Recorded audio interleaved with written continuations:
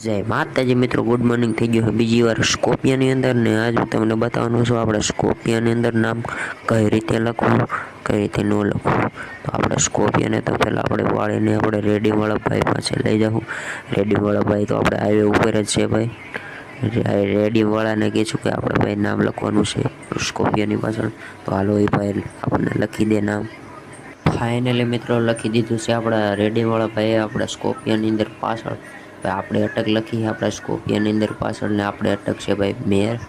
ને જોઈ લો તમે આપેલા આપણે સ્કોપિયાની અંદર કેવોક લાગે કેવું નહીં, જરાક કોમેન્ટ કરતા હો ને જોઈ લો. આ છે આપણા સ્કોપિયાનો ફાઇનલ લુક. ને હવે આપણે નંબર પ્લેટ બદલાવવાની છે તો નંબર પ્લેટવાળા એ આપણી બાજુમાં જ છે.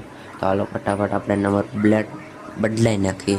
નંબર પ્લેટની અંદર રાખવાનું છે આપણે 1204 ને જોઈ લો આપણા નંબર પ્લેટનો ફાઇનલ લુક.